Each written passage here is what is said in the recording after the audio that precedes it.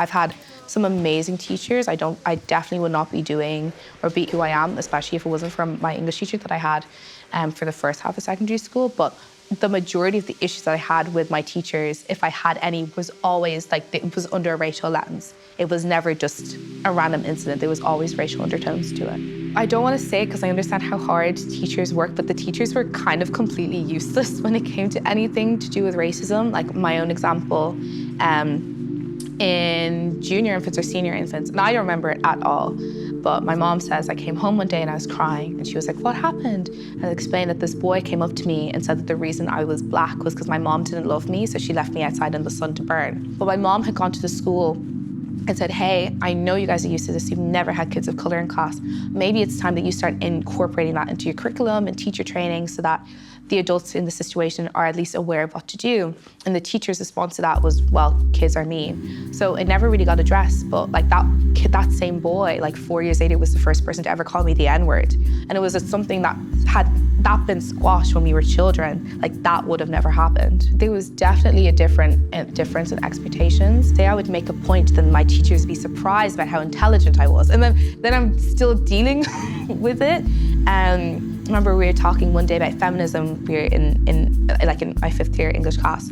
My teacher asked me, "Oh, do you think everybody in the world will be equal?" And I said, "Probably not, because okay, you're fine with me being a woman, but maybe you have an issue with me being black, or maybe you're fine with somebody being gay, but you've got an issue with them being disabled. Like everybody's got a bias for something." At the end of the class, she was like, "Wow, you know so much about the world. I'm so surprised." And I'm like, "I'm in a top honors English class. I read. It's very obvious that I do."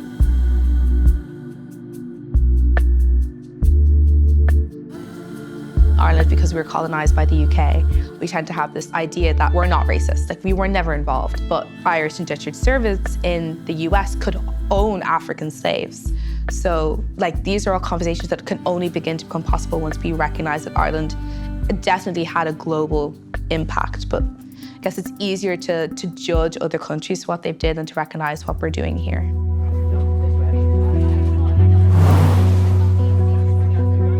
Ireland doesn't talk about its connection to the rest of the world because there's Irish people everywhere. So I was on an Erasmus Plus project actually this time last year, and I met this girl called Mariona, and she's Spanish, she's Catalan from Barcelona. I was talking to her about, I think it's by Christy Moore, Viva la Quinta Brigada, about the Irish people went over to fight fascism in Spain, and I was like, see, we've got this connection, but these were stuff I never learned in school. This is all just throughout either the internet or by word of mouth and by traveling that you begin to realize how strong the Irish connection is elsewhere.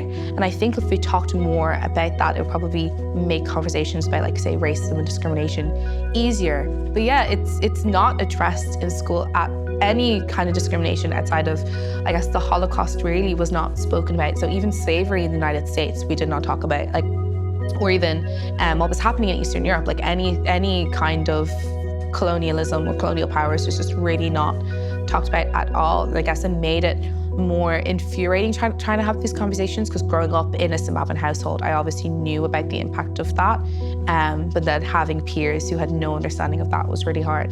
But yeah, the Irish education system, the way it's taught is very much like Ireland focused, but like people of color, like who I would say I'm the first part of the first generation of Black Irish people to exist. So it was kind of inevitable that that was going to happen, but like they've just never been in the situation where they had to incorporate those other stories. But I don't want to give that as an excuse. Those stories that exist, you know, Frederick Douglass Week is celebrated in parts of Ireland because Frederick Douglass came here post-slavery in order to teach the Irish people about what was happening in the States. There's opera singers from the 1700s and 1800s, or even Ireland's connection to the Caribbean. There's a whole country where they all have Irish accents. Like, so it's not an excuse because the history does exist. I think it's, I guess, the laziness or the lack of care on educational boards to look into it.